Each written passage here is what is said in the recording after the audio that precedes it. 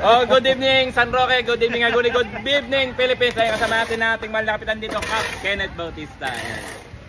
Ayan nga po, gabi na. Ginagawa pa rin po yung ating kalsada, yung pamaspasan na po. Bago magpiesta po yan, tapos po yung kalsada rito sa barangay San Roque, Hagonoy, Bulacan. Ayan.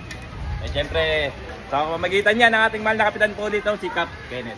Ayan. Ano po? Ayan, nakatapo na. Thank you. Oh, gabi kami na, oh. Umuulan pa pero tuloy-tuloy pa rin mga tinatrabaho pa rin.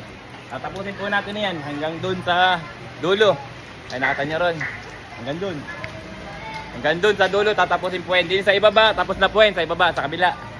Tapos na po yan. Kaya wala na pong baha dito sa barangay San Roque, Hagonoy, Bulacan. Ay muli magkapasalamat po ako dito sa kay Cap Kenneth Bautista. Salamat po sa inyo at sa lahat ng tumutulong sa atin, lalo na sa ating mahal na Gobernador Daniel Fernando, sa ating masipag at siya po ang lahat.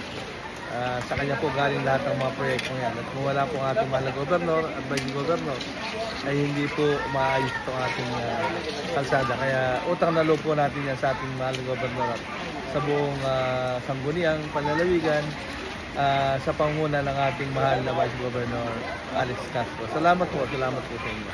Yes, maraming salamat po Vice Governor Alex Castro at kay Governor Daniel Fernando. Salamat po sa inyo.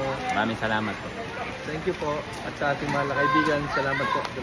Eh, siyempre, sa ating pong mahal na kapitan dito, Cap Kenneth Bautista. Salamat po sa inyo. Okay. Bye.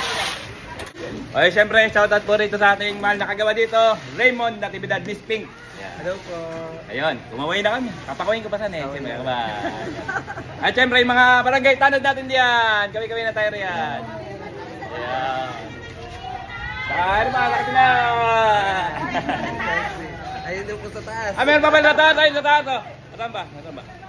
Ayun sa taas. Hello. Ayan, mga sa taas. Oh. Ayan. Malisipag na kagawad. Okay, magandang gabi po sa ating lahat. Ayos.